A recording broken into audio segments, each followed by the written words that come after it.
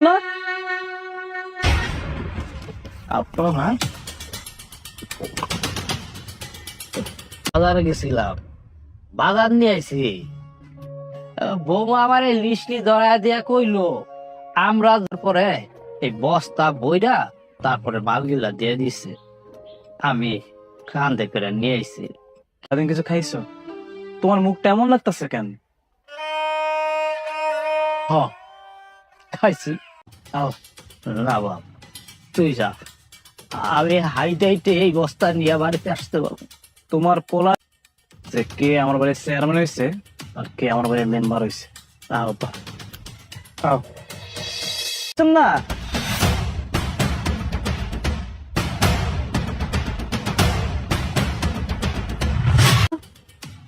এটা কিসের বস্তা? এটা কিসের বস্তা তোমার বোঝাই দেখে দাঁড়াও। এখন বুঝতে পারছো যে বস্তার ভিতরে কি আছে? দিনের পর দিন তুই আমার বাবারে কষ্ট দিছিস, তুই আমার বাপকে বাজার করাস না। আরে বাজার করাছিস ঠিক আছে, তুই আমার বাপের রিক্সা ভাড়া বল দিয়ে দেস নাই। কাজটা তুমি কোনো দিক থেকে ঠিক করো নাই।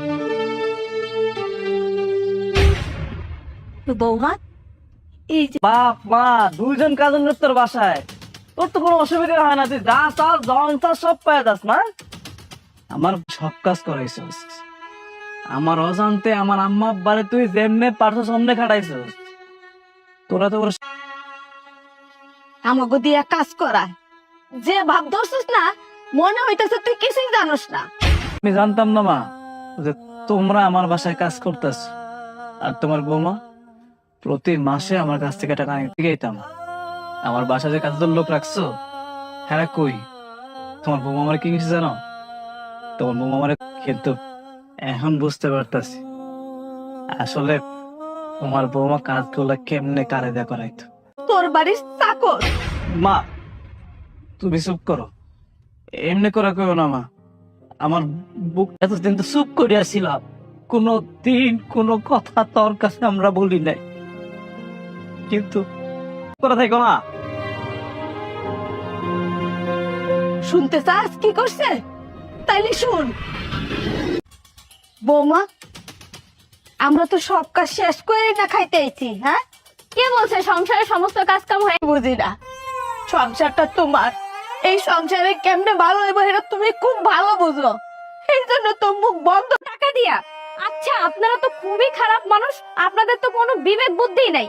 পোলার সংসারে কয়টা আয় উন্নতি করবেন তা না করি না করি, সমস্ত কাজ কাম আমরা এই দুইটা মানুষে করি।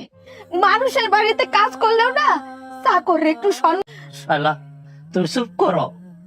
বৌমা তুমি কও তোমার কি আইনা দিতে হইব? পরে করবেন, এখন উঠেন বাজারে যান। সকাল সকাল যদি বাজারে না যান ভালো মন্দ কোনো কিছু পাবেন না। আমার বান্ধবীর জামাই আসবে, ব্যস্ত হবে, ফ্লোর মুছতে হবে, রান্না করতে হবে, এগুলো কে করবে? আমার বান্ধবী যদি আইসা দেখে বাসায় এরকম নোংরা অবস্থা, আমার মান সম্মানটা থাকবে না। আগে হচ্ছে তোমার সংসার, তোমার কাম কাজ। তোমার বান্ধবী আসতেছে, বান্ধবরাকে কোনো মানুষের কাতারে পড়ে? আমরা তো কোনো মানুষই না। যাও পরে আর খাবো না।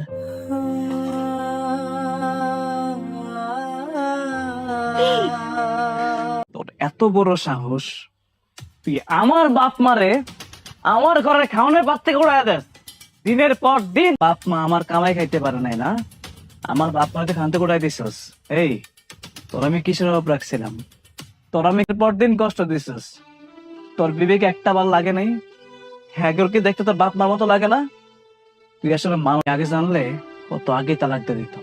তুই আজকে এই মুহূর্তে আমার বাড়ি থেকে চুপচাপ বেরিয়ে গেছে।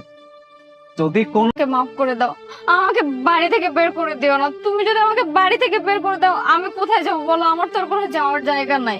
না দিনের পর দিন আমার বাপ্পারে কষ্ট দিছস। তুই যদি ভুল করতি তোর আমি ক্ষমা করতাম। তুই যেটা তাই না করছস, যদি হেরা তোরে মাফ করে আমি চুপচাপ তোর মাফ করে দেন।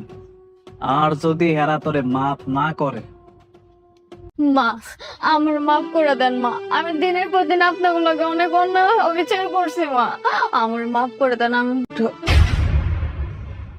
আসলে কি জানো, তুমি যে তোমার ভুলটা বুঝতে পারছে।